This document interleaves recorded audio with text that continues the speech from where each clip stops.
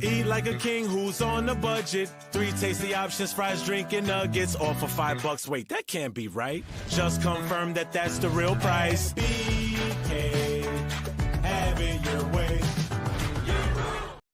Welcome into Leather Brains, your host, Slapdog. And today's episode is brought to you by Burger King, home of the Flame Grilled Whopper. Because just like a great offensive line, you need a solid foundation. And Burger King delivers that every single time. Whether your team is marching down the field or stuck in the 2-minute drill all game long, fuel up like a champion. Grab a Whopper, some crispy fries, maybe even a Hershey Sundae pie. Because even if your squad gets shut out, your stomach shouldn't. Hit up your local Burger King. Treat yourself to the real MVP of fast food. Burger King, have it your way. Thank you for keeping the lights on. And welcome into Leather Brains. As I mentioned, your host, Slapdog. And I'm here today with our producer, our lovely co-host, Scotty Del Rey. Scotty, it's so great to see you on this Monday mid-afternoon, I think is fair to say. Yeah. Or Tuesday for those that are tuning in to the podcast. So if you are tuning in for the first time, go find us on Leather Brains, whether it's Spotify, Apple Music, YouTube. We are everywhere. Hit the subscribe button. We genuinely appreciate it. And leave us a 5-star review because we try and do a really good job. And it means a lot to a small podcast such as ourselves. Scotty, Week 9 is in the books. We have a lot to talk about today in regards to NFL. So let's just start with tomorrow. Tuesday. For those that are listening, it is now Tuesday if you're listening on those podcast platforms, but the trade deadline is tomorrow. And I bring this up because there has been notable chatter about... chatter. There's, some chatter about a potential movement of a couple different players here.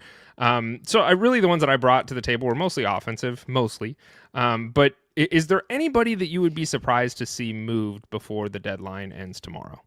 That I would be surprised to see moves? I don't Correct. know. Jalen Hurts, Patrick Mahomes, I'd be really surprised if they were moved. That would be surprising. There are people who I wouldn't be all that surprised, and one of them in particular jumps out, which is Breece Hall. This is a guy that has been living rent-free in my brain for a while because as a Chiefs fan, and with Isaiah Pacheco being injured, and the Chiefs running game just generally being sort of lackluster, and the Chiefs offensive line sucking so bad at protecting Patrick Mahomes, which we'll talk about, Breece Hall to the Chiefs, a team that is trying to put something together, makes a lot of sense to me. And I know it's just my biased fandom talking, but that's just one thing I've been thinking about for a long time. I think Breece Hall to the Chiefs has been talked about, and I've thought about this quite a bit. I own him in Dynasty. I'm very curious to see the situation that plays out. So I have a vested interest in where he lands. The Chiefs are one that is talked about, and I thought about that for a long time. The only thing for me that I don't know if it makes sense is just his play style. I don't know if that really correlates to what the Chiefs traditionally over the last few years from a running back standpoint are used to. And I'm not saying he would be a severe upgrade from Kareem Hunt and Isaiah Pacheco, because I really do think he would be. But the Chiefs have kind of shown over these last few years that they're okay with drafting like these late round guys and just letting them be their backfield. I mean, Brashad Smith, he's kind of doing that to a degree now. So I don't know if the Chiefs would want to, because here's the thing. Whoever signs Breece Hall or whoever trades Breece Hall is going to then want to sign him and secure him to a long-term deal so he's with the organization. I just don't know if financially the Chiefs would want to handcuff themselves to a higher-end running back for the finances that Breece is probably looking for. Yeah, no, you're definitely right, and that's reasonable, and you're right in that I don't think anyone in the Chiefs front office, I don't think Brett Veach is seriously considering it. Sure. I'm sure that it's been discussed, but I don't think he's seriously considering it. But as a fan, it really feels like we need something. Something's got to click. We need a switch to be flipped because we've seen the Chiefs offense look pretty good, and then we saw what happened. Again, we'll talk about it, but against the Bills, where the Chiefs offense just looked totally discombobulated, and it's we just need an extra layer. We need something, and I think a top tier running back could potentially be that, but. The finances, the long-term decision, whether or not that makes sense, that's up for the millionaires in the front office to decide, not just lowly old me sitting in my basement. So sure, maybe this is my bias, but I think he would fit in really well with the Cardinals. The Cardinals. What a coincidence. We both want Breece Hall on our teams. I mean, who doesn't want Breece Hall on their team? But we're depleted at the running back position. I know the Chiefs are kind of struggling a little bit as well. But we have the finances for Breece Hall, and long term, I don't see our organization doing anything great. So go get a splashy name. This whole we'll talk about it. I don't We'll talk about it when we get to Monday night. So the other player that I think is, I mean, Calvin Ridley has been talked about. Trey Hendrickson has been talked about. Chris Olave, Jakobi Meyers has already stated he wants out, well before we got to where we are now. Juan Jennings is another name to watch out for. The one that I think is interesting is DJ Moore. Because, I mean, over these last 2 or 3 weeks, he started to find a little bit of usage in that Bears offense, but largely I just don't think they're utilizing him the way that, I think the previous regime kind of had. And, we see Rome Odunze kind of coming onto the scene. Colson Loveland was drafted. Rome Odunze was last year. So, I could see them, if the offer's good enough, I could see them moving on from DJ Moore. I think it would make sense for both parties if somebody's willing to eat some of that cap and take him. So he's the one that really stands out to me. And I think Breece Hall's another one, of course, that we already kind of mentioned. This next piece here is something that I had seen today. I thought I would share it for all of the fantasy football savants out there that enjoy fantasy football. So NFL Pro launches a fantasy AI assistant, and it is powered by AWS. The NFL just officially entered the fantasy AI game. They announced a new NFL Pro fantasy AI assistant, and it, like I mentioned, is built with AWS. The same partners that are behind the next gen stats tech, which I look at sometimes. I know you do as well, Scotty. So it's basically an AI fantasy co-pilot that pulls from real-time player news, advanced tracking data, and matchup analytics to give personalized lineup advice. So, and I'm not trying to shut out our crew who does fantasy football on Sundays, and they provide a lot of that advice. It's just taking jobs already, man. It is. It's so sad and disheartening. But it is only available to NFL Plus premium subscribers, and it kind of works like ChatGPT for fantasy. So you can ask stuff like, who should I start this week, or who's the better rest of season stash, and it'll respond with some context-based information and recommendations. I believe it is live. Yep. So it's designed to help with start, sit calls, waiver wire movement, injury impacts, your matchup breakdowns, and like I mentioned, kind of all in real time. This comes as the league continues investing in these advanced analytics and digital tools. They're pairing next-gen stats with all 22 access, and now this AI-powered advice to try and really get those hardcore fantasy football players a little bit more information and decision-making abilities. So I'm not saying stop coming and enjoying our show on Sundays that are provided by those fantasy guys, because I think for the time being, until AI gets to the point where it takes everybody's job, those guys are just as good as your AI guys, and they will give you a little bit more personalized recommendations. So join us on Sundays for the fantasy football advice show right an hour before kickoff. So, Scotty, are we ready to jump into the Week 9 games? Let's or do did it. you want to talk about my mustache? Oh, yeah. We got to talk about what's going on. I mean, I noticed it right away. For the just casual viewer of Leatherbrains, they might not notice that you seem to have only shaved your mustache and not anything else, which is like a Abraham Lincoln Amish, 1990s rock band kind of look. Mm-hmm. And my first thought was maybe it was Halloween costume of some sort. I mean, we're just on the tail end of Halloween.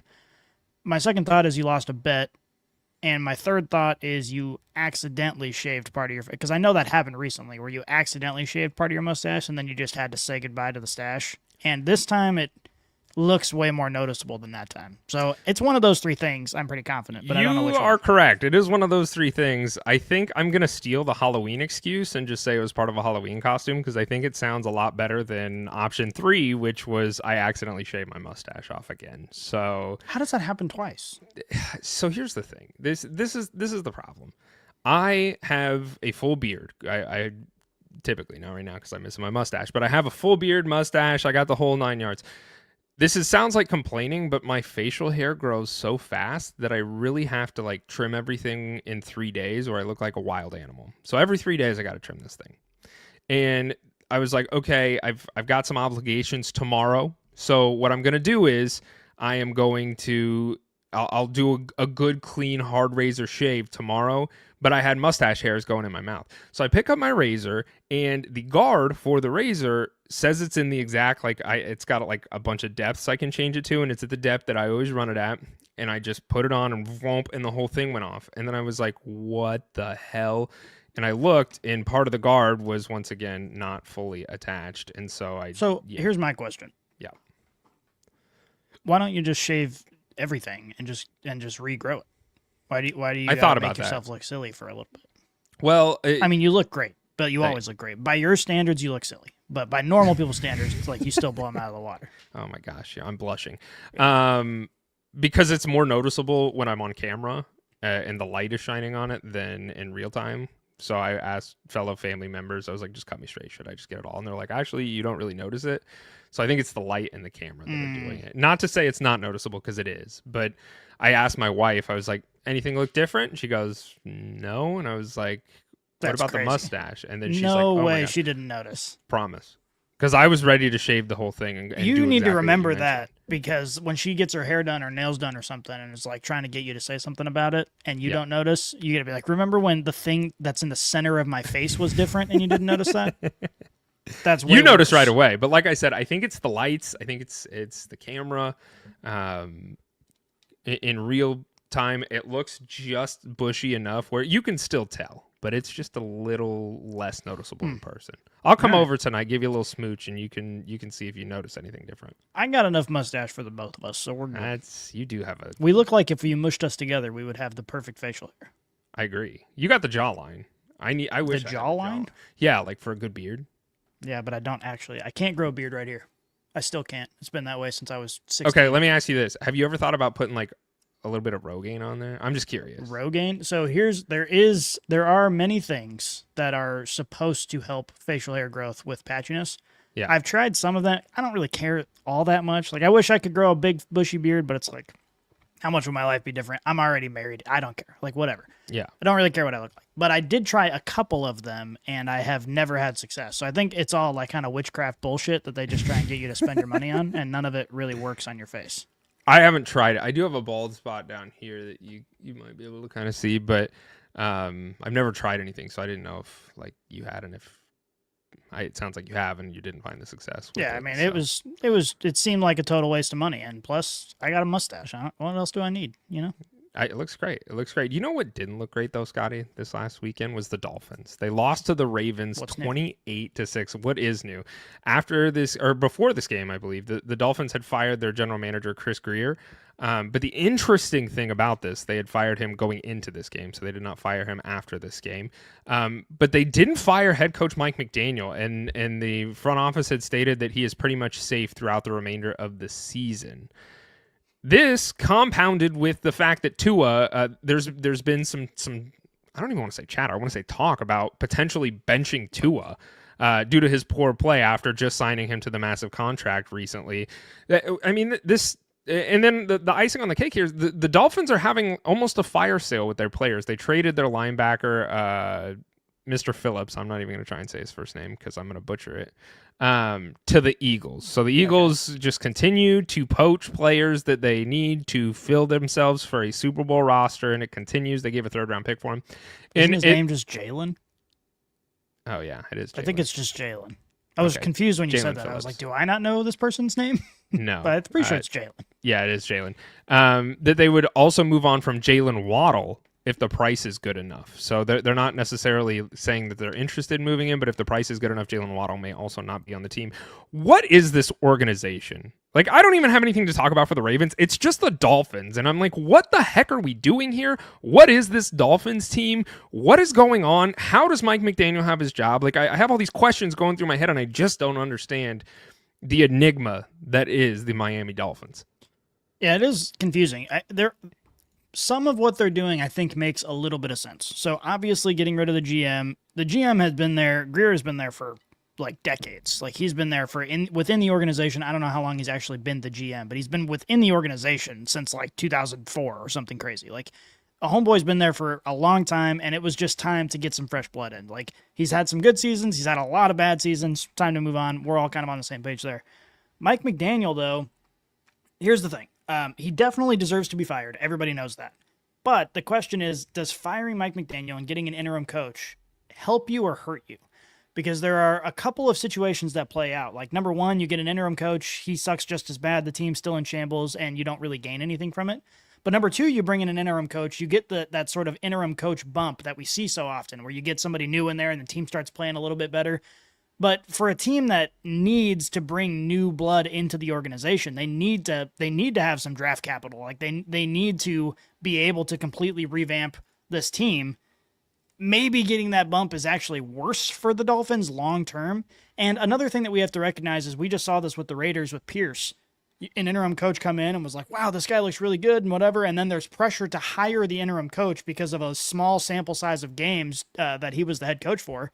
And then you find out, okay, he's really nothing special. And now you hired this no-name guy who's never been a head coach before to be your coach, even though you passed up on other options that you might have had if you didn't hire your interim coach, and then he ends up not being good, and you sort of set back the rebuild even further. So there is some logic to not firing McDaniel till the end of the season. You have more time to think about who you want your coach to be. You don't have the drama of the interim coach, and should we hire him? Should we not hire him? And you can just kind of focus on where are we going to go from the future. But the downside of this, as we all know, is how does Mike McDaniel even pretend to be a head coach of this team for the remainder of the season? Tua is obviously a dumpster fire and needs to be benched instantly. But if the goal is to lose games, they're doing a pretty good job. And maybe they just want some draft capital. I don't know. It's very depressing. Like, I don't know who's more sad right now as fans, the Dolphins fans or Commanders fans, because both of them have got to be pretty sad at this very moment. Yeah, and we'll talk about the Commanders here in a little bit. I think that's a fair, when we think about it, like the majority of NFL fans, myself included, and sometimes I lead the charge, we all bring our picket fences out and we want blood and we want to see heads roll. And with the Mike McDaniel situation, I think that's actually not I'm glad that you said the things that you did, because what's the alternative? And that's not saying much given where the state of the Dolphins are at. But the other thing that kind of comes to mind to me is, even if you have an interim head coach come in and it's not going to work out, what does this coaching carousel look like? Like, what coaches get you excited to be like, Ben Johnson was somebody that everybody they were hoping they hit the Ben Johnson lottery. You knew that Aaron Glenn was a potential candidate that was kind of being talked about and names were being floated about. I can't think of a whole lot of coordinators right now that really tickle my pickle that would make me want to go run an organization, or, be a part of an organization, be the head coach of the Dolphins organization. Like, there's just not a lot out there that makes me get excited for them. You know what the first name that pops into my head is, and it makes me really sad to say, is Steve Spagnuolo. Sure. Having a defensive-minded, proven coordinator come in with championship pedigree, and yeah, he was a head coach for a little bit of time, and nobody really, it didn't amount to much. He's a much better coordinator. But if you're looking at today's coordinators that likely would be willing to take the job in Miami, there's one other coordinator that comes to mind, and that would be Robert Saleh, because yeah. I do think he is ready to be a head coach. I think the Jets organization was not ready for him to be the head coach, and they had a whole bunch of other problems Plus, as well. It would be super funny if he went down to Miami and was super awesome. It would be really great. It would be the most. I mean, look at the Jets' track record. It would be the most Jets thing ever.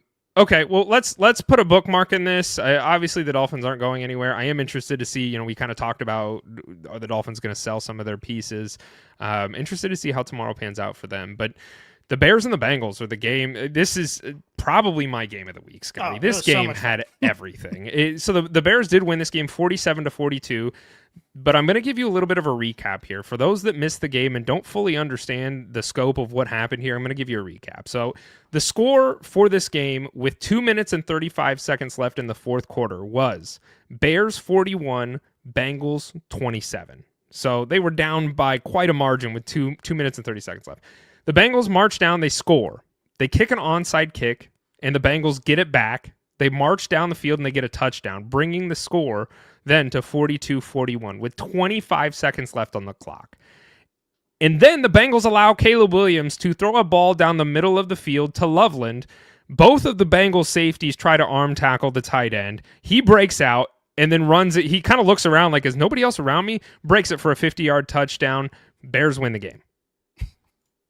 I mean, I watched this game and there was so much emotion going through me. I was screaming at one point. Like, this game was insane. And Chase Brown and Jamar Chase were both pissed. And after this game, were quoted saying to finish the fucking game, referring to their own defense. I mean, sure, the Bengals defensive coordinator, Al Golden, should he be fired? Like, this defense is terrible. I get it. The Bengals defense, we knew, and has not had a lot of talent these last few years around it. The fact that they lost this game after like the miraculous comeback that they were having, I think he should be fired. Like there's no excuse for something like this. Like the freaking Bengals defense blew it. And they continue to blow it. And they've blown it for the last year and a half now. Something's got to give. I mean, Joe Flacco was killing it with the Bengals. He's doing a phenomenal job. Aside from the fact that he couldn't throw the Hail Mary. He couldn't throw more than 20 yards down the field to get that Hail Mary off. And part of that might be due, he was injured going into this game. But I think he should be fired. Yeah, I mean, there is not a single person affiliated with the Bengals defense that shouldn't lose their job. And that was the case last year, too. I mean, every single person who could put their names on this product should be, like, ashamed. It's just terrible. And it's watching it does make for a lot of fun football when your offense is so good and your defense is so ass. We're seeing the same thing with the Cowboys, which we'll talk about that game later. But it's the same sort of thing where it's just... It makes it fun for the fans, but if you are a fan of that team, you're like, how are we losing games when we put up almost 40 points? How are we doing that? Like, how is that possible? And as for this game, my initial thought watching, I know we're a Bears podcast, but in my reality, I don't have any vested interest in this game. So I was just watching as a fan of football, and it was amazing. Like, it was amazing. But the whole time, up until the very last second, I was thinking this game is just picture perfect for the Bears to blow it. Like, this is exactly what I would draw up if I were just writing a script for a Bears football game. I also had the thought, being a Bears fan has got to be exactly like being a Nebraska Cornhuskers fan. They're very similar. It's so similar. The Nebraska Cornhuskers are, if you don't watch college football, I'll save you some time. They're ass. They've been ass for decades. And I unfortunately was born into this fandom and have to deal with it every single week. And we had as a Nebraska Cornhuskers, we had a terrible week, lost a game, lost our starting quarterback for the season. Oh my gosh, everything's terrible. The world is collapsing. And when I was watching this game, I was like, I know for a fact that every Bears fan is watching this going, oh no, not again. Oh God, not again. Yeah. Not again. And that's exactly, as a Nebraska fan, that's exactly what I say. So I understand. I didn't think they were going to win it. Like, no. After they got that touchdown and the Bengals went out 42-41, I was like, there's no chance that the Bears march down the field and do anything with this. Yeah, no, I think that, jokes aside, this is a significant turning point for the Bears because this is them actually accomplishing something that in years past would have seemed impossible. This is like the previous Bears teams would have totally folded under the pressure of the end of this game. And just the Bengals getting that close to a victory would have decimated any Bears team of the last 10 years. And so it was really, really good to see this Ben Johnson-led Bears team say, hey, shit happens. Let's go out there and win the football game. We still have an opportunity. And seeing Caleb Williams make the clutch play and seeing, I don't know, it did feel like, even though it was sort of laughable and the Bears defense obviously has a lot of problems, but they were playing the Bengals offense and who's very, very good. It was good to see them put it together, pull it together and just get the W. And we haven't seen that from a lot of Bears teams in recent memory. So it was good to see that. It does feel like they've turned a corner. Matthew Cahan here says 2024 Commanders equal 2025 Bears. 2024 Bears equal 2025 Commanders in a nutshell. Yeah, in some ways. I mean, we'll talk about the Commanders. I'm not going to sit here and say that that's 100% true, but as a Bears podcast, Scotty, we got the win this week. We did get the win. We can't be sad about that.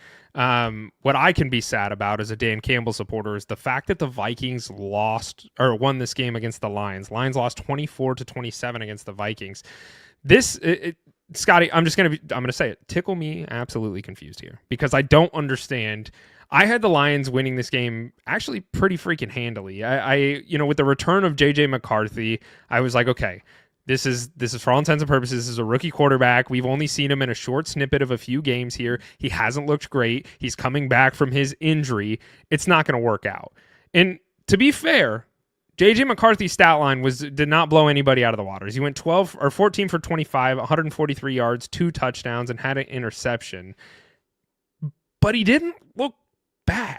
He didn't look bad. against a very good defense. Yeah, I think saying that he didn't look bad against the Lions defense is a significant understatement, because even though the stats weren't there, the only reason the stats weren't there is because of the game script. Every single time they asked JJ to make a throw and to do things, if the game script was different and he had to be throwing the ball all over the place, he gave us no reason to think he wasn't going to accomplish that in this game. So I thought he looked really, really good, and I was happy to see it, because even though his first couple games, and granted, it's such a small sample size, it's so difficult to actually pull anything away from him. But in his first couple games, he made some mistakes that you would expect to see from basically a rookie. But he also, was able to put initiate the clutch gear and sort of jump in and do the things that he needed to do at the right moments in those games. And we saw that from him. And so my impression from his first few games in the league is, yeah, this guy's a starting quarterback. Like, there's no doubt about it. Obviously, small sample size, things could turn. But so far, the impression is, yeah, he's definitely a starting quarterback in the NFL. He's pretty good. And when he's teamed up with some significant weapons like he is, he can have good offensive performances. And then the biggest thing about this game, though, as you were alluding to, is this Vikings defense. And the fact of the matter is, when we're evaluating J.J. McCarthy, he does not have to be a superstar. He does not have to be Superman, because this defense is very, very, very good. Flores is very, very, very good. And they've proven that the offense just kind of has to do what they have to do in order to put enough points on the board to win the game. And they don't have to blow anybody out of the water. And so I think this Vikings team has gone through some ups and downs, obviously, with injuries and whatnot. But I wouldn't sleep on them just yet. Like, I'm still... If I'm a coach in the NFL, I don't really want to play the Vikings. Well, the NFC North is kind of still open for the taking. Like, yeah. I mean, the Lions, I think, are still the division leaders, but like this could pan out any way right now. Like, all of these teams, I think we thought like the Bears were going to be at the bottom, and that was kind of what we were anticipating. Anything could happen. I mean, I think this game is really a good showcase that anything can happen. I'm still not sold on J.J. McCarthy completely yet, but I think my biggest takeaway from this game, watching him play, it wasn't the stat line, and if that's what you're going to look at, then it's going to tell you a different story. Right. But if you saw how he played in this game versus you watching him in the prior games that he had played this season, he looked a little bit more comfortable in the pocket. That was kind of what I took away from it, and I'll use Caleb Williams as an example. Caleb Williams looks like as soon as he takes a snap, he hits the panic button. I didn't see that with J.J. McCarthy. Obviously, he was moving with his legs and extending plays, outside of the pocket, but he looked like he was willing to sit in that pocket, and he looked just a lot more comfortable than I had seen in weeks previous against, as I mentioned, a Lions defense that is a scary defense to play against. So I'm not saying I'm sold on J.J. McCarthy, but I think another thing that you said holds a lot of truth, being they don't need him to be Superman. When has Kevin O'Connell ever needed to have Superman as his quarterback? Like, he just needs a guy who's efficient, who can make his reads quickly and get the ball in his playmaker's hands. And that's what Kevin O'Connell really expects from his quarterbacks. He doesn't need a Josh Allen. He doesn't need a Jackson Dart. He doesn't need a Patrick Mahomes. He just needs a guy to... You just throw Jackson Dart in there with Josh Allen and Patrick Mahomes? As far as just the ability to make plays with his legs, like the mobility aspect of it. Jalen Hurts, we'll throw him in there too. Okay. Lamar Jackson. He doesn't. List. I mean, like, I think Jackson Dart deserves to be in that conversation at this point, because if you took Jackson Dart off this team of nobodies, this team is nothing. Like, Jackson Dart has looked really good, and I don't want to show our hand too early. Or actually, we're not talking about the Giants today. So Jackson Dart looks really good. I don't that good. Mobility wise, yes. Okay. He's killing it.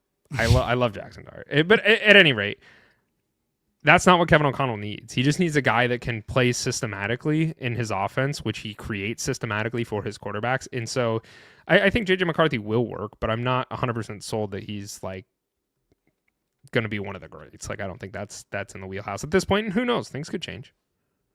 Yeah, ultimately, I was really impressed with his performance. I thought, the thing that kept going through my mind watching him, again, the stats weren't insane, but as far as the eye test goes, I thought his performance was really impressive. And I just kept thinking, everyone just thought they benched this guy because he sucks. He doesn't suck. They benched him because he was injured and their offensive line was injured, and he's their franchise quarterback, and they want to take care of him. That's the reason they benched him. I think he could have came back early. I do. He could have, but why would... Here's the question. Do you think they benched him because he was bad? Or do you think they said, this guy's our franchise quarterback, our entire offensive line is injured, why do we want to rush him back and instead say, let's just wait a couple weeks, let everybody get healthy, and then we'll roll him out? I think that was the game plan all along, not because he's bad, but because they wanted to give him the best opportunity to not get injured and not I think that holds ground. I think that holds ground. But I just from he was injured so bad he couldn't play mentality, I don't think that was the case. I don't think they ever claimed that. I just think he was on the injury report and they kept him off the field. And I think it was clear why. And I'm not saying this was you. I think we talked about it kind of jokingly, but there were people who legitimately said they benched him. Like, they benched him because he sucked. And I was like, he's a rookie. He's basically a rookie who played 2 games. They didn't bench him because he sucks. Like, he's playing like you would expect a rookie, if not better. So they're not going to bench him for that reason. Yeah, I think all's well that ends well with Carson Wentz getting hurt because now they don't have a choice. So now if he does look bad, it's like, well, this is what we got, so we need to improve him. So I think that kind of helped squash that theory or that conversation that could arise. I felt vindicated watching this game because watching him play, I thought he looks really good. Obviously, I couldn't believe small sample size. Sure, small sample size. It's against the Lions, who are a Super Bowl contending team. So I mean that was phenomenal to see from him. What was not phenomenal, Scotty, is Packers fans' loss that they suffered against the Panthers, 16-13. The Packers, what in the freak are the Packers? I don't know what the Packers are as a team. I really don't. They tied against the Cowboys. They lose to the Panthers on a walk-off field goal.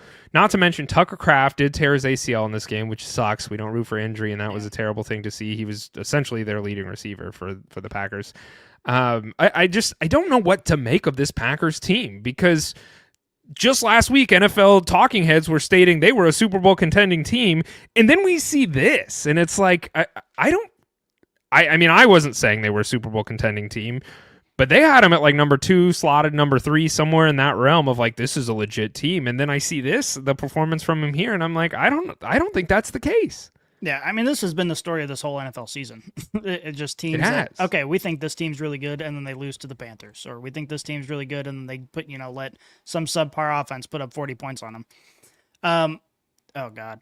Okay, we got a Bears fan talking shit on the Packers. Let's give it its due. Matthew Cahan says, Packers down bad. LMAO. Rico Dowdle has legitimately carried the Panthers to 3 wins. In all 3 games he started. Build the statue. All right, I don't know about all that. Rico Dowdle, pretty freaking sweet, though. Well, I'm glad that we're talking about Rico Dowdle because the other question at hand here is for the Panthers. Like, they signed Chuba Hubbard to a long-term deal.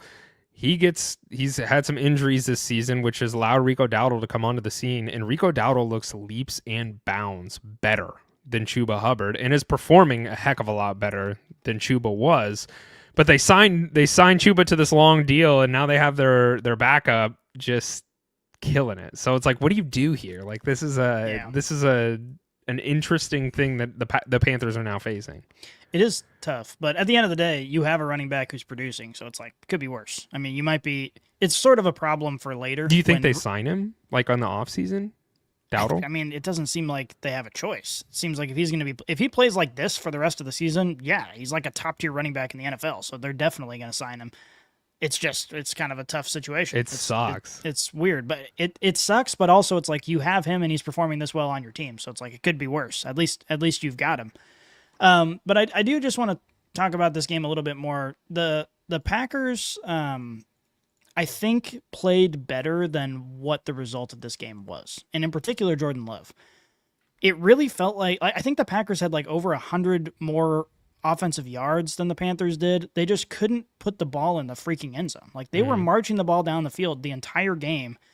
Like, it looked like a few things changed, and this game was like a 3-score win for the Packers. Like, it was very strange watching because it just felt like the Packers were the better team. It felt like they were the more complete team, the more explosive team. They just couldn't put the ball in the end zone. And at the end of the day, you have to do that to win. So even though it's a surprising score, I didn't feel like this was such a tragic loss. I felt like, based on the eye test, based on what I'm seeing, the Packers are leaps and bounds better than the Panthers, and they're going to be fine, and I think they're a playoff team, and who knows? If you make it to playoffs, you could be a Super Bowl team. I think they're in that conversation. This game doesn't really change that for me, I don't think. I mean, they are leading the NFC North at this moment, followed by the Lions, Bears, and Vikings, and all their records are pretty close. I don't know. Like, this Packers team to me smells like first round exit due to them. Just the consistency isn't there. That high level of playmaking isn't there. And then Matthew Cahan said they have to deal with Chuba at the deadline. They also have Jonathan Brooks coming back next year too, which is true. Hopefully Brooks comes back. I mean, this is his second ACL tear. They drafted him knowing he had torn his ACL in college, and then as soon as he was healthy, he played, I think, a game and then tore his ACL again. So, I mean, there's still some question marks there too. And Chuba looks great. The Panthers get this win. I don't have a lot of other analysis to give on the Panthers side of the ball because it's the Panthers and they haven't looked great, but they got a win. So they got the win. They did. Who didn't get the win this week, Scotty, was the Titans. They lost to the Chargers 20-27. Don't think we need to spend a lot of time on this game particularly, but the Titans are bad, Scotty. And like it's not like the offense is bad. It's not that the defense is bad. It's not the special teams. It's the entire roster for the Titans is horrible. And a part of, like, I don't know if Cam Ward's the guy. And it's hard to fault him when you look at the talent or the incredible lack of talent that they have. I still think Cam Ward could be the guy, but if you don't get him any sort of players to play NFL football with, he is going to fail miserably and be written off, and it's going to suck for him. It's going to suck for Titans fans. It's a bad spot to be in for the Titans. And, you know, I don't want to glaze over the fact that the Titans parted ways with Mike Vrabel. Not only that, they traded A.J. Brown and they didn't sign Derrick Henry. Like, this team at one point in time had some legitimate playmakers who are now like upper echelon players for their respective teams. And Mike Vrabel, them moving on from Mike Vrabel was the dumbest thing that they could have done. And I think it was good for Mike Vrabel to get out of there because we're seeing what he's doing with the Patriots, which we'll talk about next. But this team had something and now they have nothing. Yeah. It's disgusting. Yeah, I don't know that.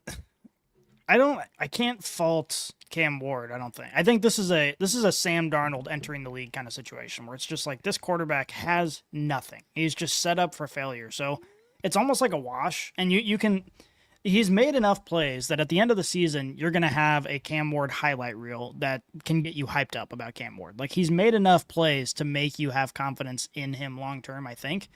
But at the end of the day, if you're really trying to evaluate his performance in this offense, it's just like, what can you do? What can you possibly do with this team? It's just a team that has been dedicated to the rebuild for several years, and they're just still sort of, it's taking longer than they would like. They're just in the beginning stages of it still, and hopefully, you know, Cam Ward is the guy going forward, but they have to get some talent on this offense before they can make any determination about that quarterback, I think. If you had, you're a Chiefs fan, but if you had to pick one of these organizations that I am about to state and you root for them for the rest of your life, which one of these franchises would you choose? You have the Titans, the Jets, and the Browns. If you had to choose between those three, like, what team gets you the most excited to root for? I think the Titans.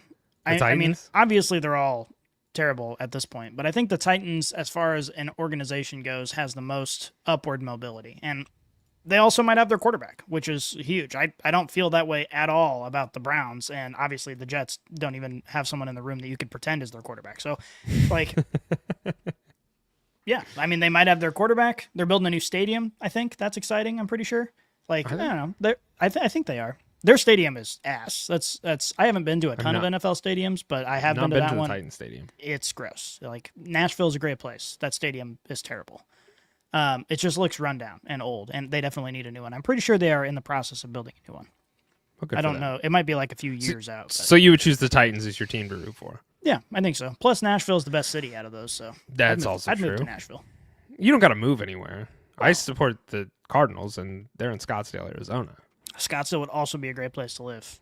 It would probably. Got to get good at golf. Yeah, might have to learn Spanish. I hear nowadays, but Hola. Okay, you're ready. You're good to go. I'm good. I'm ready for Scottsdale. Patriots Falcons. The Patriots win 24-23. I don't know if you'd seen this, Scotty, but Cardi B was actually in attendance at this game. I did. She was sitting with Robert Kraft at the game, and I would love to be a fly on the wall listening to Robert Kraft and Cardi B talk to each other. Like, what? Robert Kraft was spitting game too. You think he was trying? Oh, no doubt about it. She's pregnant though with Stephon Diggs' kid. Yeah, does she look pregnant or how new? Yes, she looks rotund. Rotund? Is that a word? Yeah, means round. Okay. She looks rather round. I'll say. I'll dumb it down. She looks pretty prego. Here's the thing. As a man with a pregnant wife, I can inform you, I think pregnant women are beautiful in their own way. You're really saving face here. You're doing great. No. Okay. You don't know where I'm going with this. Maybe. I think pregnant women are beautiful in their own way. I think it is common sense to say that a woman who is extremely pregnant is not conventionally attractive. Like when you compare to Cardi B and what she looked like prior to pregnancy. There is a certain demographic of man who is very, very interested in the pregnant body. Robert Kraft strikes me as that kind of man. You know what I'm saying? I think he's got like a fetish thing going on. You think Robert Kraft is into pregos? Well, maybe that's why she was in the booth and hanging out with him.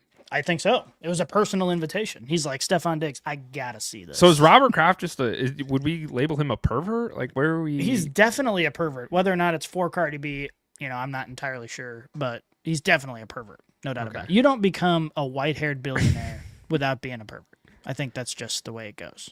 God, I hope I'm not that wealthy then. People start calling me You're not perverts. that wealthy because you're not a pervert. What if I was one day? Then am I a pervert? You will grow into being a pervert, I think. Okay, well, I guess it's safe to say. The good news, you got married before you were rich. I assume he's married. I don't actually know that about him. I'd assume. I don't know. But if you get married after you become that rich, you're a pervert. If you get married before, okay, true love can keep you grounded, I think. Well, what if he just wants companionship?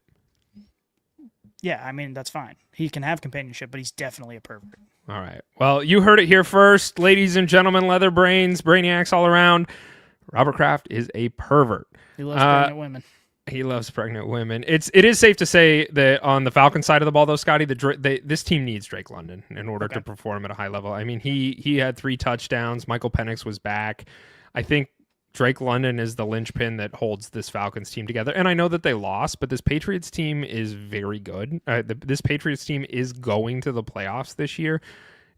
Drake May's playing great ball. I mean, they're 7-2. They're leading the AFC East. Like, this Patriots team is no joke. And I'm not going to say they're Super Bowl bound because I think that they still have some work to do before they get to that point. But this team is on watch them, because if they hit on some pieces in the draft this offseason, if they do some of the right things, like, this team is building something. And for Vrabel to come in his first year and do what he's doing right now is nothing short of incredible. Like, it is amazing. But I was talking about hitting on their draft picks, and there's one thing that I wanted to talk about with the Patriots specifically. Everyone was so excited for this Travion Henderson breakout game because Ramondre Stevenson he was sidelined due to an injury.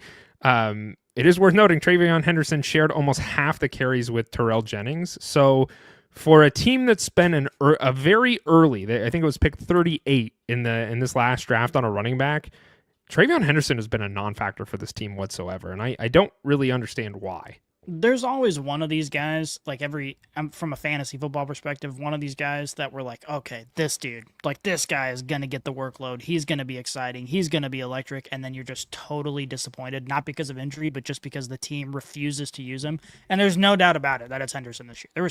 I can't even count the number of people who were like, fucking Henderson. I got Henderson. It's going to be so exciting.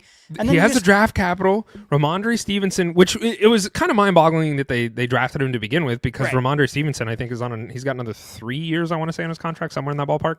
So everybody's like, whoa. But Ramondre Stevenson is not like an upper echelon running back. He's got fumble issues. His yards per carry aren't insane. Like, what's going on? Where's Travion Henderson? That's what you drafted him for, right? Like, is this another God, what the heck was his name? The wide receiver for the Titans that they whiffed on. Oh, Treylon Burks. Yeah, like, is this another Treylon Burks situation? Like, what is going on here?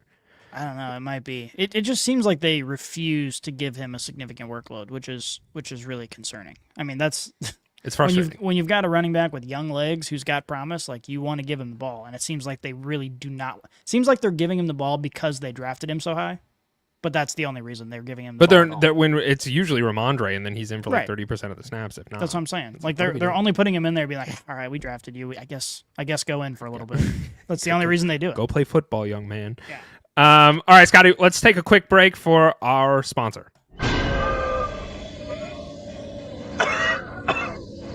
Maaf soal itu, kami ingin mencoba menu Monster. Menu Monster di BK sangat menyenangkan untuk semua jenis keluarga. Anda yang terbaik. Scotty, you did say that I needed to learn a new language and get more cultured. So today, our podcast is brought to you by Burger King in Spanish, was that ad. Today's show, as I mentioned, it's brought by Burger King's Monster menu specifically. It's built for fans who go big on Sundays. Whether you're locking in for kickoff, you need that food that can go 4 quarters with you. And lucky for us, Burger King brought the heavy hitters. They've got the Monster Whopper stacked like a Super Bowl roster. Don't forget the Monster Mozzarella fries, crispy enough to break up a screenplay. And they also got Monster drinks, Scotty. Ice cold, refreshing, and unlike that call on 4th and inches. So whether you're celebrating a big win or recovering from a tough loss, fuel up and go Monster mode. Burger King, unleash the beast. Thank you for keeping the lights on, Burger King. We greatly appreciate it. And let's get back to football talk, and let's talk about the Indianapolis Colts, Scotty, because they lose to the Steelers 27-20. And I'm not going to take my hat off because I'm wearing headphones here, but I'm going to hypothetically take my hat off to you and say I think you were right. I think you were right about the Colts, Scotty. And, I think the Colts are a good team. But it's starting to give those vibes that you mentioned last week of the Vikings first-round exit that we had last season. You kind of said this Colts team feels a little bit like the Vikings from last season's in some attributes. That's kind of what I'm starting to pick up on a little bit. Just a little bit. And I'm not hitting the panic button. I'm not saying that the Colts we need to hit the panic button on the Colts entirely, but Daniel Dimes looked kind of like Daniel Dimes with the Giants. I like how you call him like most people say Daniel Jones or Danny Dimes, but you're like, oh, it's Mr. Daniel Dimes. It's Sir Mr. Daniel Dimes. Okay. He gave up 3 interceptions and 2 fumbles against a rather stout Steelers defense, but man, that's not a good look, like at all. Like the Steelers defense that we know should be stout and should be impressive, but they has haven't not been. They have not been. This was like the get right game for the Steelers defense, and that's a real problem. And we know Daniel Jones has these kind of performances in him. The question is this just like a one-off, everybody has a bad game? Or is this like, oh, this is the real Daniel Jones? And the reason that I think there's a little bit of validity to that question is the schedule that the Colts have played. Yes. And we've seen them beat up on bad teams. And that's like, if you're a good team in the NFL, you got to beat up on bad teams. So yeah, good start. You got to do that. But against the teams that should be a tough matchup, they've either barely won or they've lost. And that's just kind of where they've been. So it's not to say that the Colts aren't a very good team. It's to say that they have been, I think, significantly overrated with the hot start that they've had, because the expectations were so low. And then now, Jonathan Taylor's an MVP candidate, and Daniel Jones, which he should be, I think. I agreed. And it looks like Daniel Jones has revived his career and all this stuff. So the expectations were so low that when we saw the success, it was like, wow, not only. And then you combine that with the stats. The stats, on paper, this is the best team in the NFL. Sure. So all those things combined, you're like, wow, this is a Super Bowl contender. I just don't think that they're a Super Bowl contender. I think if you put them up against anybody in the NFC North or a lot of the top tier teams in the NFL, I just don't think they're at that level quite yet. And I think it might just be a function of success hit them really hard, so they're just trying to figure it out. If you stop Jonathan Taylor, it just appears that Daniel Jones, like if you force Daniel Jones to be a pocket passer, he might turn the ball over 5 times. And we saw that play out today, or in this game. Sure. Well, let me ask you this, Scotty. At this current juncture, I'm going to name off some NFL teams, and you tell me if they are better or worse than the Colts. Okay? Bears. Worse. The Colts are worse than the Bears? Yeah. Okay. Chargers. Wait, no. The Colts are better than the Bears. Okay, Colts are better than the Bears. All right. Colts or Chargers? Without Joe Alt, the Colts are much better than the Chargers. Okay. Let's do Falcons. I would say if they played 100 times, the Colts would win 75 of them. So I'll say the Colts. But I do think that the Falcons have potential to compete with anybody. It just depends on which version of their team shows up on any given Sunday. I think that's more than fair. Let's do Colts or 49ers. Current 49ers? Current, if they were to play next week. I think I'd take the 49ers. I think I'd still take the 49ers. I think they have the pedigree. I think Mac Jones has been playing well enough. He did have a pretty bad game 2 weeks ago. But outside of that, he's been playing well enough. I think they could get that win. Okay. Let's do Colts or Cowboys. Ooh. The Colts offense against the Cowboys defense, I don't think the Cowboys offense can keep up. So I would pick the Colts. Okay, I got one more for you. Colts or Ravens. With Lamar Jackson healthy, I would take the Ravens. Okay. I was just curious. I mean, this is kind of where we're at. Is like, where I don't want to say fraud. I don't want to say the F word for the Colts because I think they are a good team. But I want to say we're on fraud scout. We're not watching, but we're scouting from afar to kind of pinpoint the barometer of what this Colts team actually is. Because I think you're right. I think a lot of this Colts success has been largely attributed to their schedule. They've had a very easy schedule. And as you mentioned, this team is winning games and they're crushing games that they should crush against lesser opponents. But when it comes crunch time, they're either getting very close and winning these games or they're losing them. And I had the Colts beating the Steelers pretty handily here, and that was not the case whatsoever because the Steelers defense came to play. Yeah, and that's the thing is the Steelers, obviously their offense is bad. But their defense, we knew they had guys. Either way, though, the Steelers are leading the division. The Steelers are a team, like they always are, that you cannot overlook. And going into this game, I thought this was a test game for the Colts. I mean, this was a game where if the Colts dominated, then I was ready to say this is a real Super Bowl contending team. And if the Colts get beat like they did, it's time to rethink where we are placing them. Again, they're a playoff team. They're a good team. I don't think they're in the upper echelon with with the Bills and with the Lions and with the Packers. I don't think that they're in that category yet. But you think they're going to go playoffs this year? Yeah. Okay. I do too, by the way. Let's talk about one of your division opponents, the Broncos and the Texans. The Broncos win this one 18-15. That's a weird stat line or a weird scoreboard finish. It just doesn't sit right for me. 15-18, that just it looks weird. I don't like it at all. It's the sort of score you get when you have two really, really good defenses playing against two offenses that can't figure it out. I won't even say the Texans defense is that great. They're like the number 2 pass defense in the NFL. They're very good. Are they? Are they ranked that high? They sure are. I did not realize that because the Texans have lost a lot of games and it's not been pretty. And to be fair, I don't think the Broncos offense is that great. Their defense is what holds them together. Both of these offenses struggle. Although the Broncos rushing offense is very good, but the Broncos passing offense works really, really well in the fourth quarter, but it does not work for the first 3 quarters of every single game unless they play the Cowboys. But I actually think that to me is the takeaway from this game. And it's just this continued narrative about Bo Nix, who his rookie year, we're like, okay, all right, Bo Nix, he can do it. And then this year, again, when it's clutch time, he seems to play really, really well, which is good. But when it's not clutch time, and you just have to sort of put together a solid performance, it seems like Bo Nix is bad. And I put some stats out here, so just to show all the hype about Bo Nix, he's 19th in the league in passing yards per game. He's got a QBR so far in 2025 of 88.5. He's got a 91 passer rating, which is 21st in the league. It's just he's not losing them games. And like I said, he's putting it together in the fourth quarter. But when you look at these stat lines and you combine that with how he looks through the first 3 quarters of every single game this year, it's just Do you think it's due to lack of surrounding talent around him, or do you think it's him? Do you think it's the offensive coordinator, a mix of all 3? Where are you at on that? Honestly, it just depends on what angle you're coming at the conversation from. Because if the conversation is this Broncos team is leading the division and they win games, then who gives a shit what I say? Who gives a shit what Bo Nix's QBR is for the year? They're winning games. They're leading the division. What else can you ask for? And again, they have a top 10 rushing offense. They have a top 3 defense. They don't need him to be Superman. But if you're coming at it from the perspective of we saw what expectations we should have based on his rookie season and what this offense could be based on, what we thought we saw in 2024. It's like, well, Bo Nix is not doing what Drake May's doing right now. No, and he's not. Yeah. It's just, it's a little bit disappointing seeing the way that he's performing. But again, it's difficult to tell. Like you said, there aren't a ton of weapons on this team.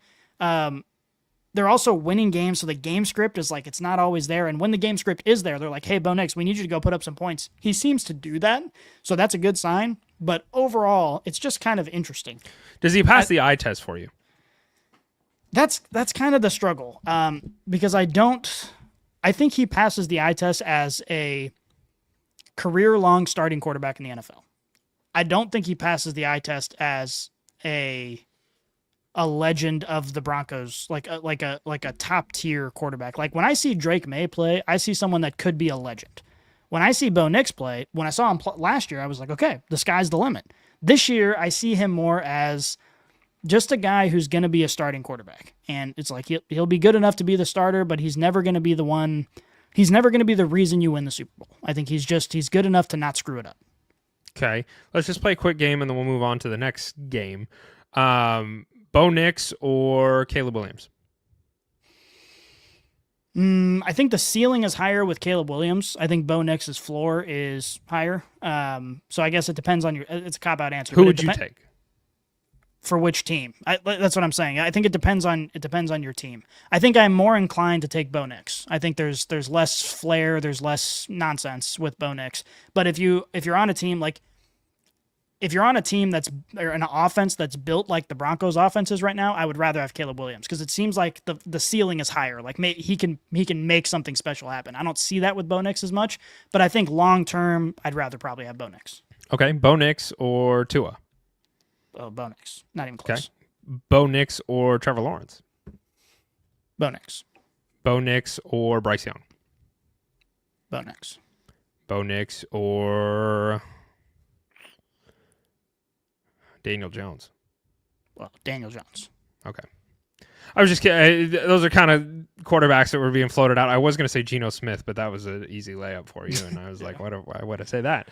Okay, well, let's pivot over to your game of the week, Scotty. The Bills Chiefs. The Bills win this one 28-21. Alan is not here today to banter with you about all of the Chiefs things that you have to say.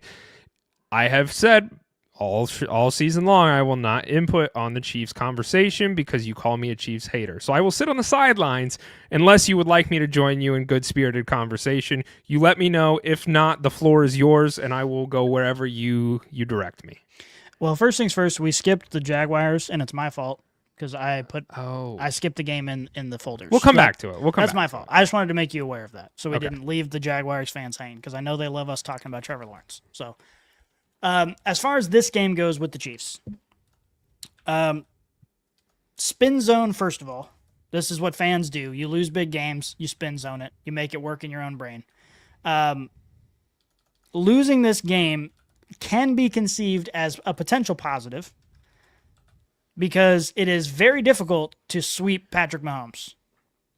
So if the Chiefs make the playoffs and play the Bills, the likelihood that the Bills beat them twice, as we've seen in recent years, is low. That's why Patrick Mahomes is 4-0 against the Bills in the playoffs, and Josh Allen is 5-1 versus Patrick Mahomes in the regular season.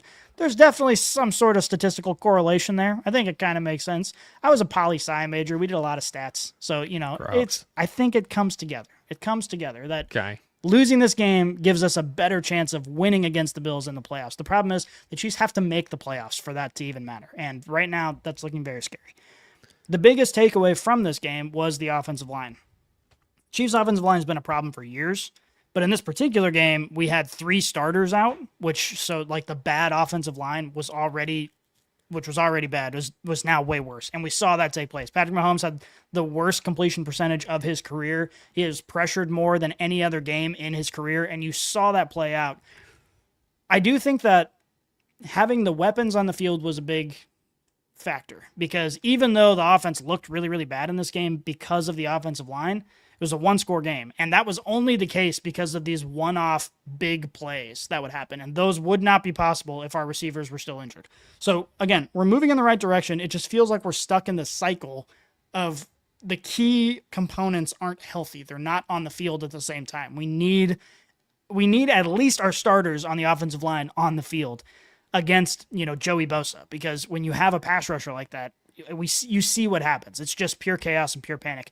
From the Bills' perspective, the way that they were able to run the ball was nothing short of impressive. They were bullying Chris Jones all game. It's crazy to me that the Bills don't, I think, fully understand that James should be cooking. Like, in their games where he's completely absent, there's games like this where he's not. But in the games where he's absent, the Bills struggle. And in the games where they kind of lean on him and utilize him, they find a lot of success. And it really is just, I don't understand why they haven't figured out their key to their success is really put an emphasis on letting him cook. Seems like they might have figured it out this week because they but it's week over week. It's not consistent, and that's what I don't understand. Yeah, I don't know. They were able to do whatever they wanted on the ground, and James Cook routinely was, making it 5-6 yards down the field before he was touched by a defender. And this Chiefs defense is like a top 6 defense in the NFL. So it's not like the Chiefs defense is bad and they got run over. Like this was a Bills rushing offense that imposed their will on a good defense. And that is really concerning for me as a Chiefs fan, but as a Bills fan, with all the talk that, a lot of people have been saying, are the Bills as good as they've been? Would you say chatter? There has been some chatter. I would use that word here. Yeah, there's been some chatter about the Bills. Like, okay, are they the same Bills? Like, are they on the decline? Their performances have been kind of up and down, and who knows? As a Bills fan, hearing that all season and then watching your offensive line just absolutely bully what has become a rival team for you, that feels pretty damn good. Yeah. But also, as a Bills fan, you recognize that this game is meaningless if the Chiefs make the playoffs. Like, there's one game that you can't win over the last 5 years as a Bills fan, and it's that playoff game. And so this game is like, it's nice to have, but that's the game you really care about. Well, the question, I'm glad we're talking about playoffs because the Chiefs are currently third in the AFC West, and they're 5-4 right now.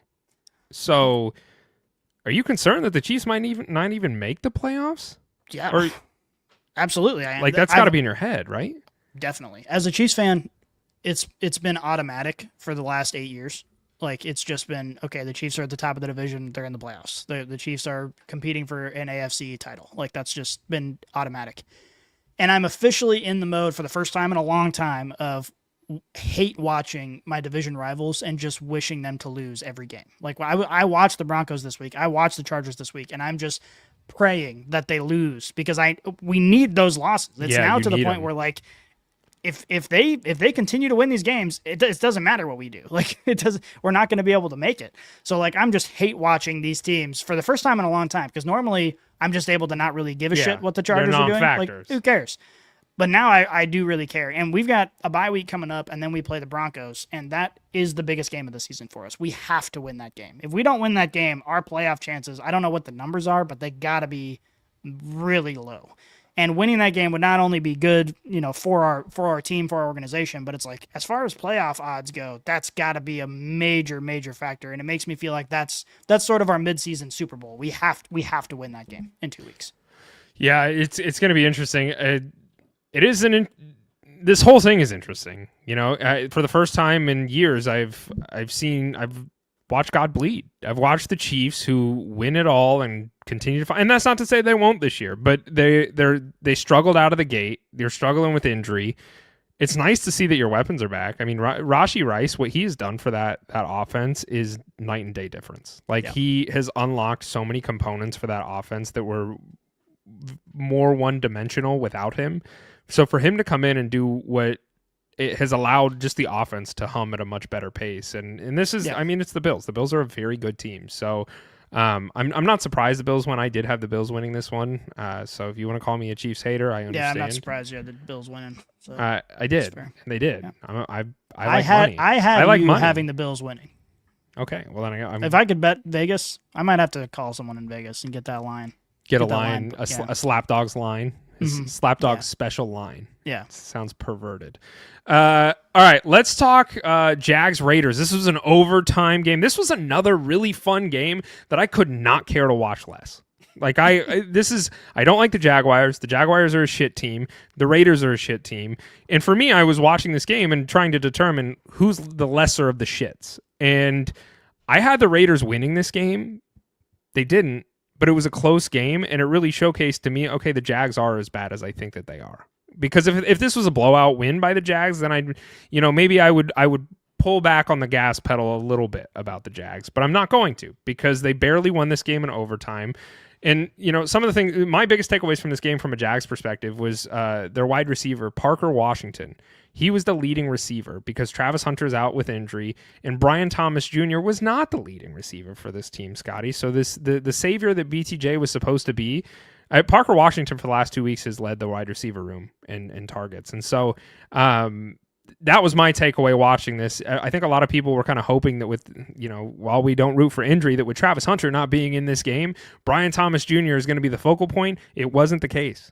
And it hasn't been the case all season long. I think Brian Thomas, from a fantasy football perspective, has been one of the most disappointing players to draft at his cost.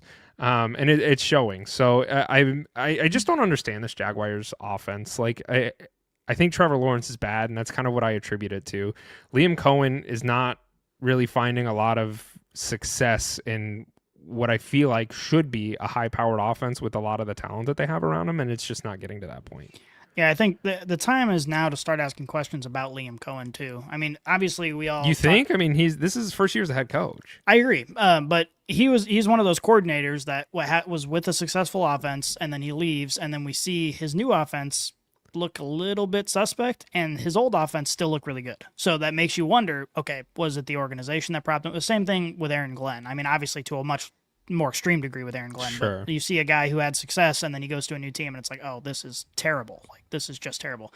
But I do think the questions need to be asked. And to be frank with you, I don't know enough. I watch football. I'm a fan. I don't know enough about football to really criticize Liam Cohen. Like, I'm sure he's a genius and he knows his stuff. Duval. But ever since that press conference, that's exactly what I was going to say.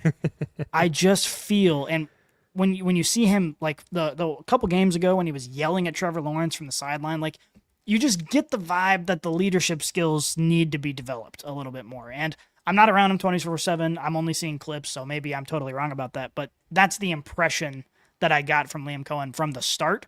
And he hasn't done anything to really change that impression for me.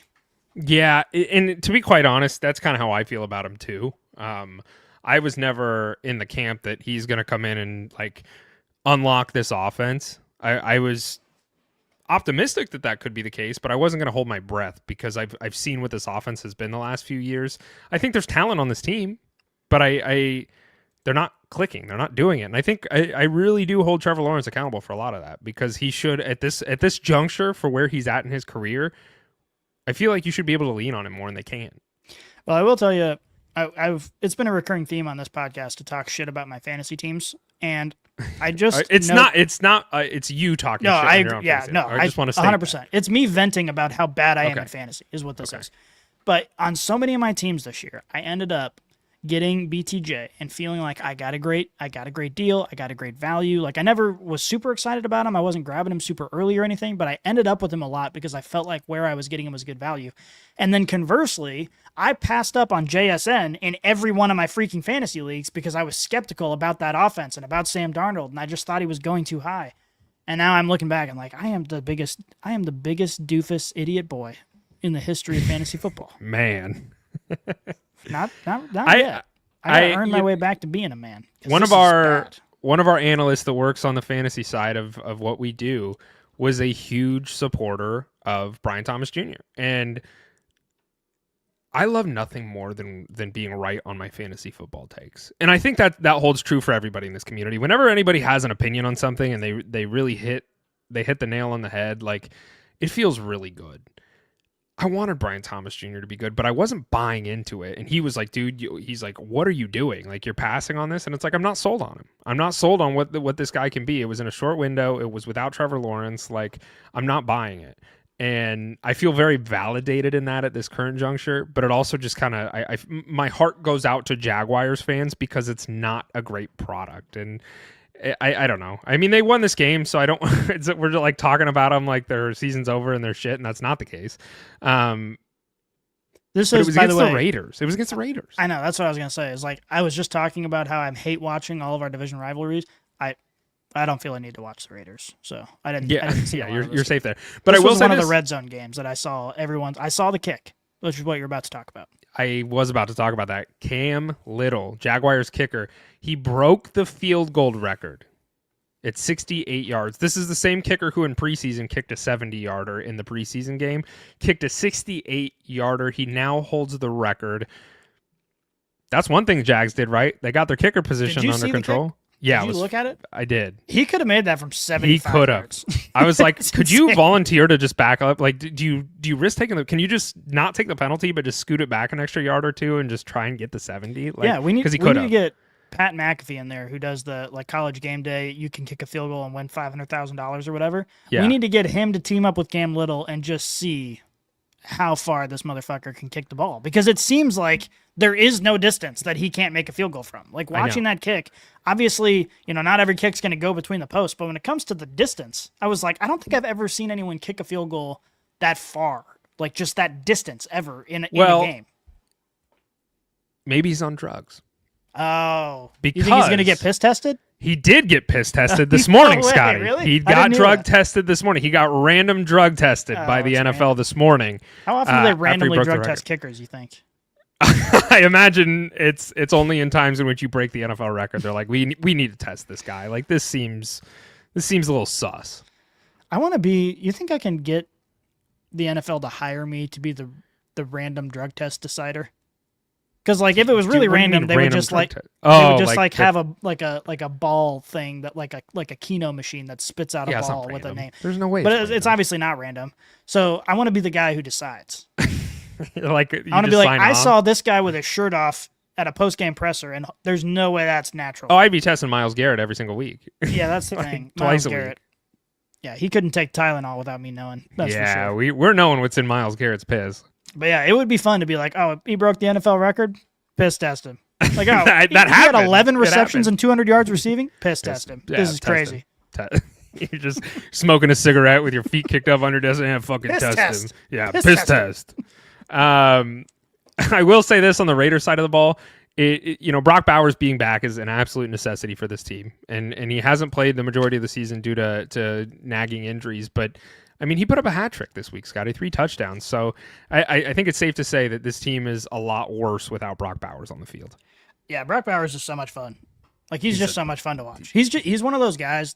Every now and again, you get a guy who's just so unbelievably talented that there's nobody in the NFL space that can hate on him. Like I hate the Raiders more than anybody else, and I freaking love Brock Bowers. I love. He's Brock just Bowers. So much fun. He is fun, and he's like it's fun to see that the tight end position is like that high of a status right now. Like I mean, we've had tight ends who do a really great job. George Kittle, Travis Kelce, like these guys are involved, but we really haven't seen a guy like this young come in and just make a name for himself and really like continue to elevate that tight end position. I got a love for tight ends. That is a fun point to make. Like when you just think about, in my lifetime through NFL history, some of the most notable names that Tony Gonzalez, Antonio Gates, like some of the most notable names that I think about when I think about football from when I was younger are tight ends. Like they just have that sort of impact. It's because they're not only are they those players that you mentioned and the ones we're talking about, are they great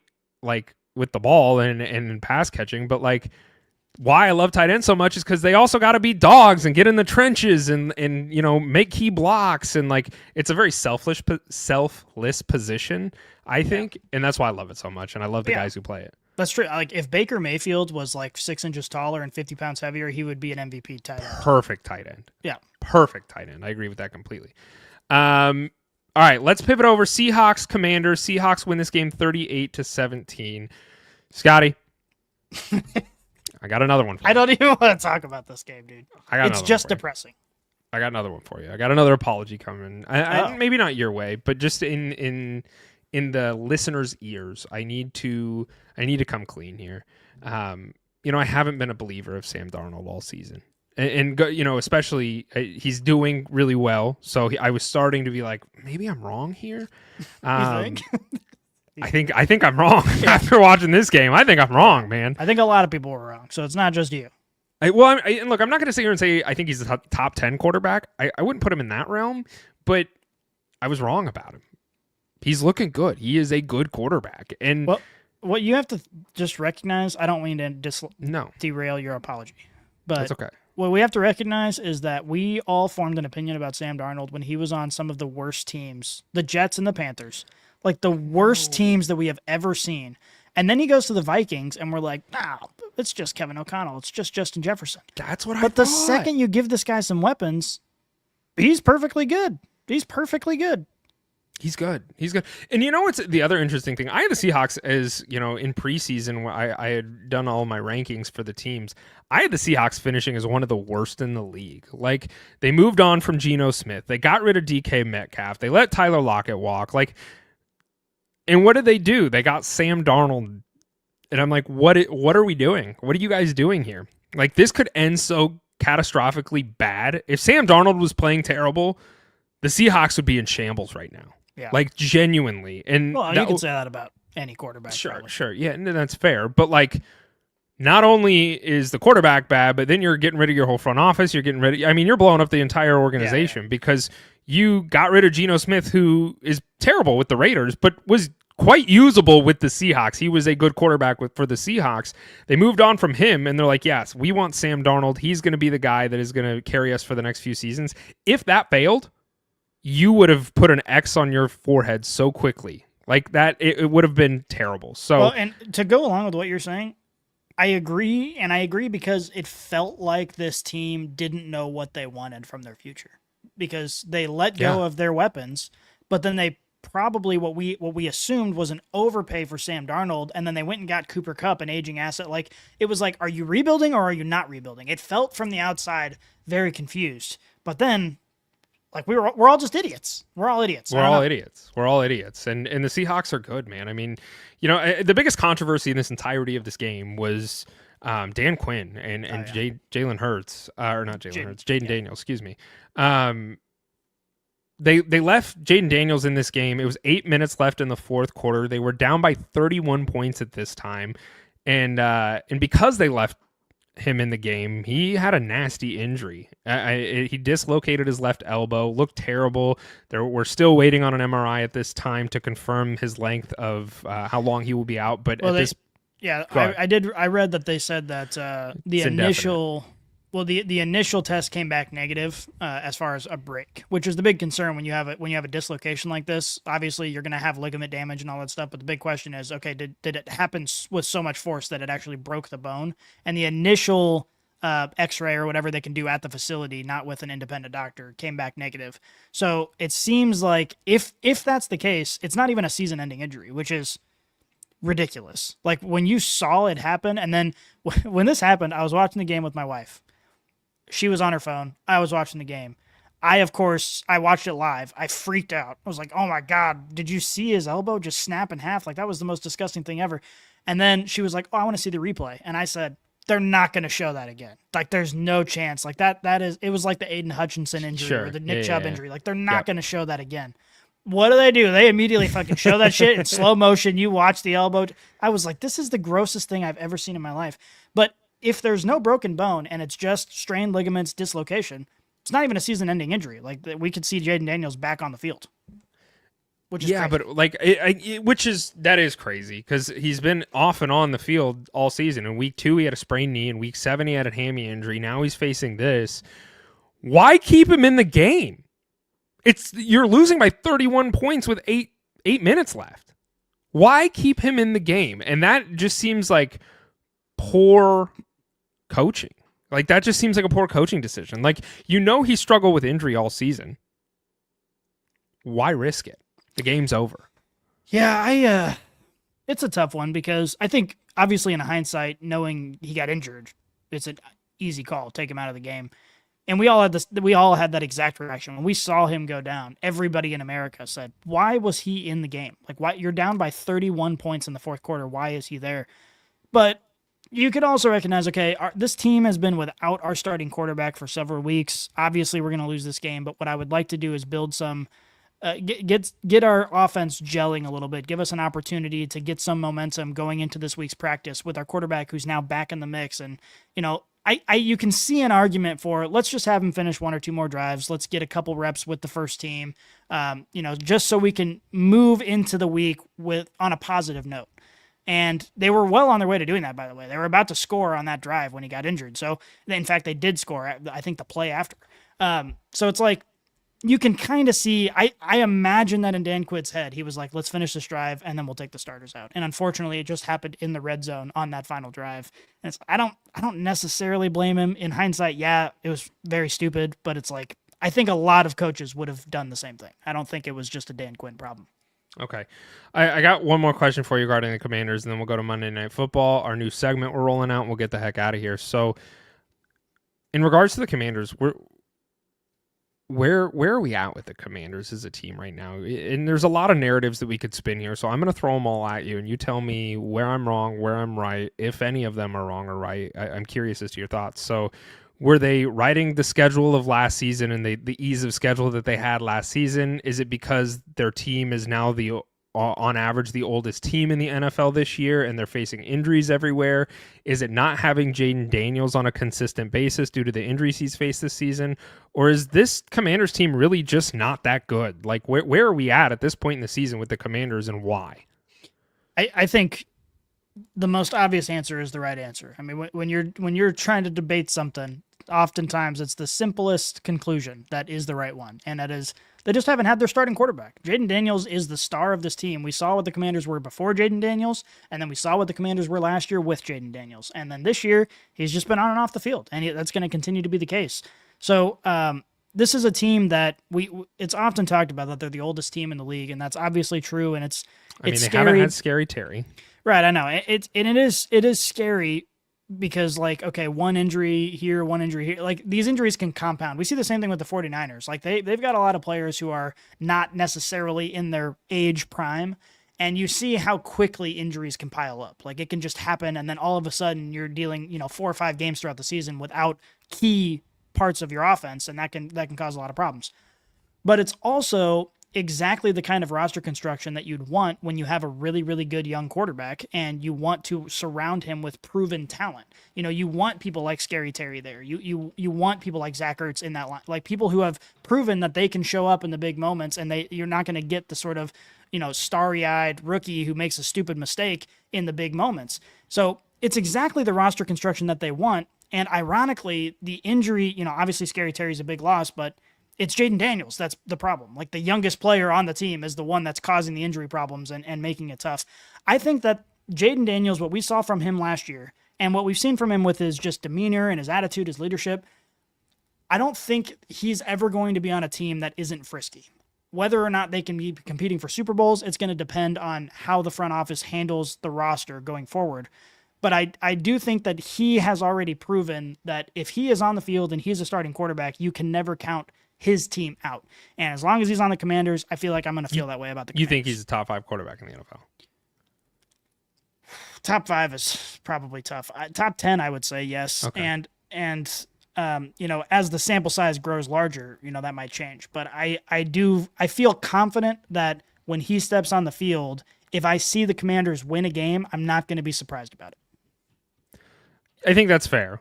I tend to agree with you as far as his level. I don't think I can put him in the top 5 because I don't think we have a big enough sample size to do that. Like, he looked great last year. I mean, he looked phenomenal last year, but that was 1 year in a window, right? Like, I need to see more of it before I can bump him up my leadership or my ladder. Top five is a tough ask for a guy in his second year, but I think top 10. Okay. All right. Let's go to the Monday night game here. We have the Cardinals at Cowboys this week, Scotty. All right, let's go to the next segment. No. We got to talk about the Cardinals. Here's the thing. Let me sprinkle some optimism on you. Okay. You've been doing this all season, and I know I appreciate it. But it's going really bad for me. But I'm going to try it one more time. Okay. I'm going to try it one more time. And in fact, I'm not only going to put some optimism on you. I'm going to put this sort of ultimatum, like high stakes optimism. Okay. This Cowboys defense has been next to the Bengals defense and next to the Bears defense, like just one of the worst groups of athletes ever constructed in history. This is such a prime opportunity for the Cardinals to actually look like a competent offense. I know. And So here, my prediction for this game is we're actually going to see, Marvin Harrison Jr. probably nab a couple touchdowns, put up a lot of yards. I think Kyler is going to look better than he's. Kyler's looked in a not while. playing.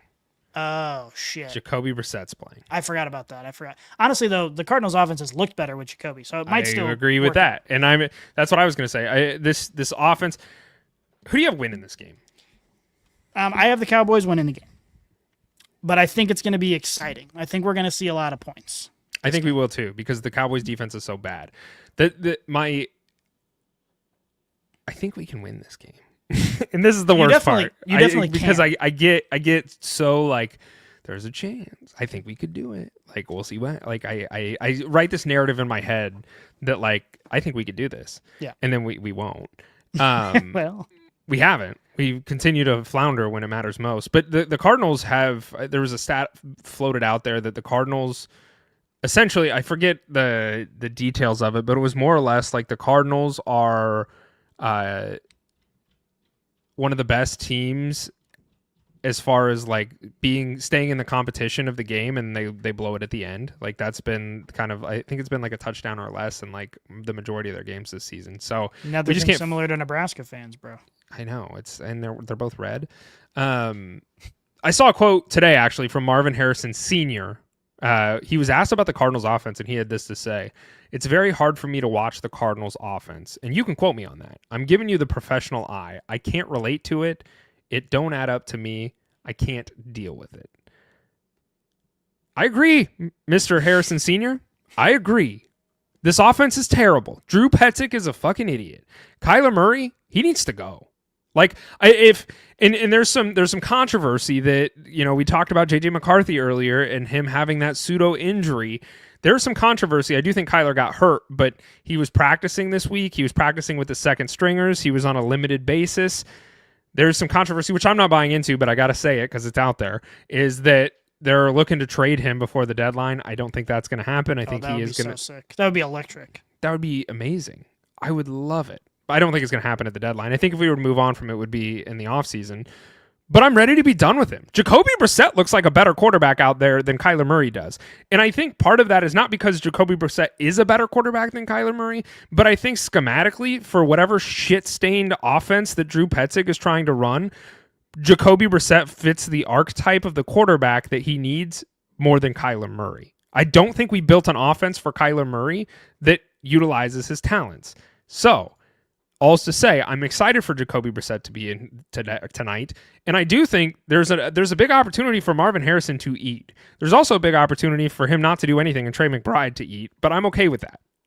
But Marvin's the one that I really we haven't seen anything from him since he entered the league. Like we see snippets here or there of good plays, but like he's not doing Malik Neighbors stuff out there, and it's just I can't figure out, is it him? Is it the quarterback? Is it the offensive coordinator?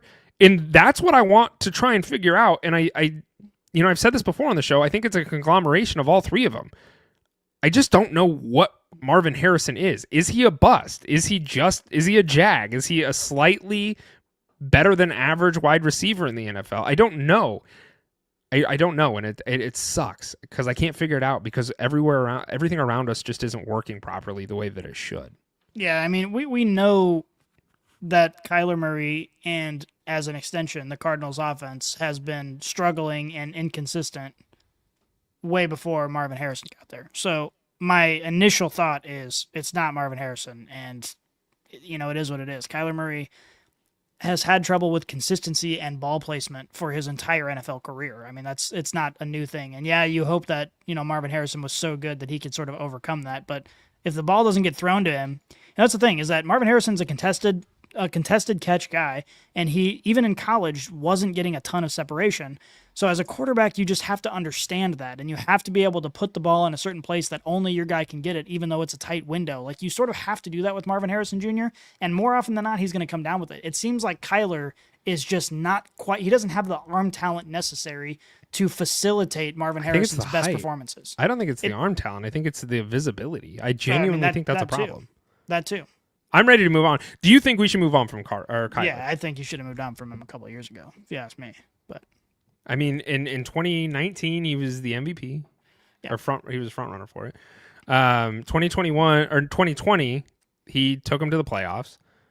And then it's been nothing after that. Like even in those years, though, like obviously, your MVP conversation season. Okay, it's just him. It's literally him running around. Like all of the arguments that people made against Lamar Jackson could be leveled against Kyler Murray times 2, I think, because he's not. I think as Lamar good. Jackson is way better of a quarterback than Kyler. Well, I know that, but even like back in the day when it was like Lamar really struggled to throw the ball, and it was like, okay, he's a running back and all those things. I think Kyler Murray fits those arguments better because he's not as good when keeping his eyes downfield, and he's not as consistent when he needs to be. Like I think he's a better arm than Lamar. I really do think he has a better arm than Lamar. Well, Lamar Jackson has like a top 3 completion rating in the NFL. Like he Lamar can Jackson, also see over his offensive line. That's the thing. That's what I'm saying is like I think Lamar Jackson is obviously a better quarterback, but I think that the criticisms that people leveled toward Lamar much more apply to Kyler Murray. Like he's a guy that if he can't run the ball, he seems useless. Totally useless. Correct. And I think that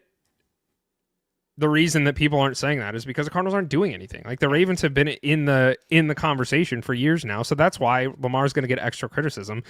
If the Cardinals were actually doing things, those criticisms I think would start flying more frequently, and I think they're validated. I think they're true. I'm ready to be done with Kyler. I want to be done. I want to trade him.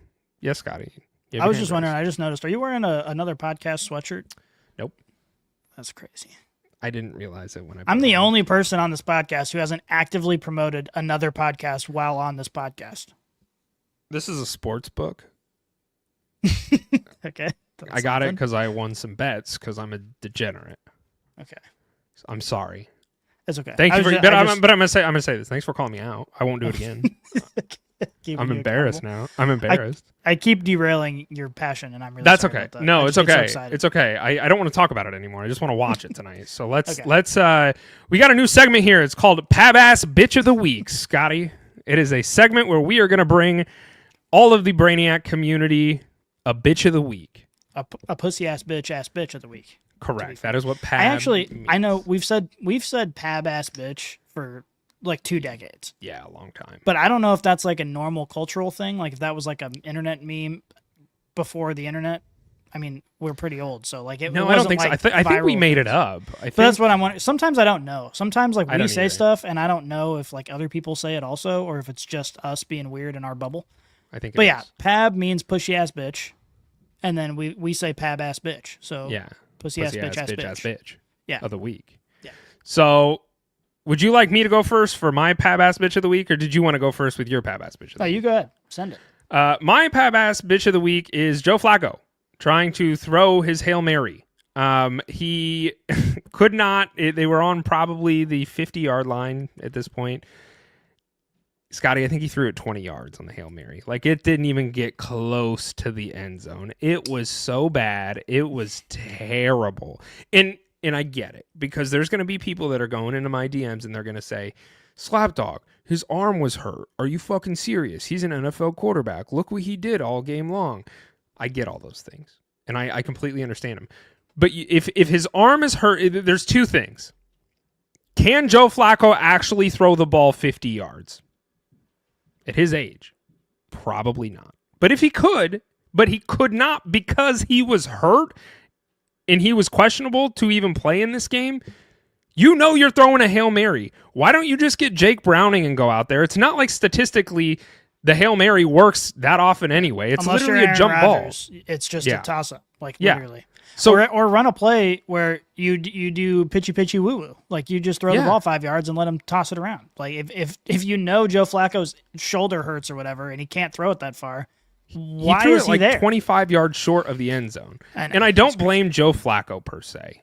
It's hard to blame him when he puts up 470 yards and 1 billion touchdowns. No, and I think maybe, to be quite honest with you, maybe the Pab Ass Bitch of the Week award should go to Zach Taylor for allowing that to happen. Because I was dying laughing. I was like, holy crap, is this going to happen? Like, this game is electric. I was watching it with a friend of ours, and we're both just locked in.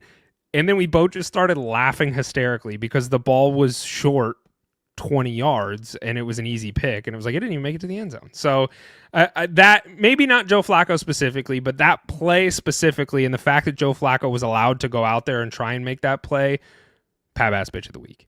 Yeah, I'd have a hard time agreeing with it, though, because Joe Flacco had the best performance of his career in this game. So it's like, it was a bad throw. You lost the game. Here's the thing. You're always gonna have people that love you, and you're always gonna have people that hate you. I don't do either for Joe Flacco. I'm just trying to keep him back to level head. Okay. I don't want his ego to get too inflated here. All right, yeah, you bitch, Joe Flacco. Hey, Joe Flacco, pab-ass bitch. All right, Scotty, who's your pab-ass bitch of the week? Okay, so I don't know if you've seen this controversy, but the gentleman whose music we've actually featured on this podcast many times. With the Colts? Colts his name is Seth. I forget his last name, but he puts out the Colts anthem every week. And here's the thing. That was a good bit that we did on the show. I don't think anybody ever realized that we were doing that. If the Colts won the game, every single game last season, we would put the anthem at the end of the show as our closing song. We did do that. It would be tough. It would be tough for us to do that this year because they just win all the time. So it would just be our outro for the show. Yeah, the Colts. But yeah, so he put out an anthem this week as he does every week, and in the anthem he said something to the effect of we break Rodgers' back, talking about breaking Aaron Rodgers' back.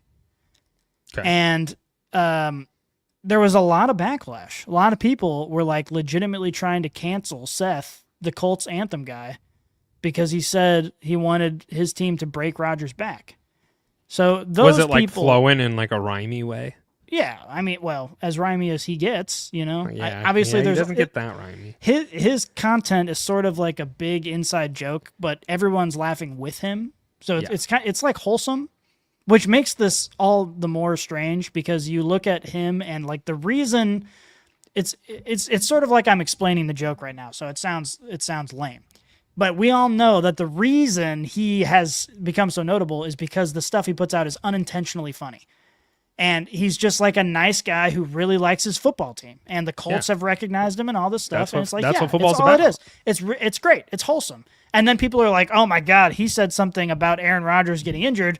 We need to make sure that he, Who's we? Who's the chatter coming from? The chatter's coming from Steelers fans and people who are tagging the Colts organization because the Colts have propped him up. Like they've featured him and they've given him awards and stuff. Like he's a big part of their community. Sure. And so people are like tagging the Colts in and be like, this is unacceptable, blah, blah, blah. Like people are like legitimately mad about it.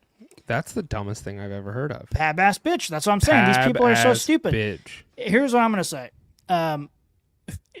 When he posted this video and then people got mad at him, he posted an apology video, which I wish I would have uploaded on here because it was the funniest video I've ever seen in my life, where he's literally laying on his bed recording his video. And he says, hey, I just wanted to address some controversy. He said, I don't condone violence, which is a very funny way to describe what he said. And then he said, I was just trying to be savage. He's like, I'm sorry if you misinterpreted it, but I was just trying to be savage. And I think it's just so unbelievably funny. And I think that all of us are savage sometimes. We don't root for injury, but we're savage. I've heard you hate Patrick Mahomes. You talked about how you want his ACL torn. You've said it many times. No, I have never. Yeah, you've been said so that. savage in your Chiefs hatred. No, I've been savage on things, not on this podcast. Probably about Aaron Rodgers at one point, I would guess. I think that is probably much more. We called Aaron Rodgers Lord Voldemort for a long time. That's got to be savage. Yeah, I would. Well, you got to watch out because the Steelers fans are going to be like, "Oh, so you want our quarterback to live on the back of the head of a college professor, don't you?" And then they're going to tag your boss. Yeah, be like, "Look at this freak. He wants our quarterback to live on the back of a college professor." You want our quarterback to drink the blood of a unicorn in the Forbidden Forest, huh? That's crazy. I don't know. These people are morons. People are more. Look, Scotty, I'm going to tell you this. Whoever commented on Seth's original video saying that this is unacceptable, and whoever tagged the Colts organization, you are a pab-ass bitch. Pab-ass bitch. Pab-ass bitch. All right. That's a new segment we're trying out. We'll probably roll it out for the next few weeks. Get a little taste for it, see if you Brainiacs like it. But that is all the time that we have here today, Scotty. It has been an absolute pleasure to do this show with you. And next week, we should have our other co-host, Alan Casanova Castro, back with us. Fingers crossed. He is traveling. He is a world traveler and a busy man. So we'll get him back next week, and we will we'll talk Week 10 football and probably also some trades that are going to happen tomorrow. So let's excited for that. Scotty, as I said, I appreciate doing the show with you. I love you, brother. Let's get the hell out of here. We are out.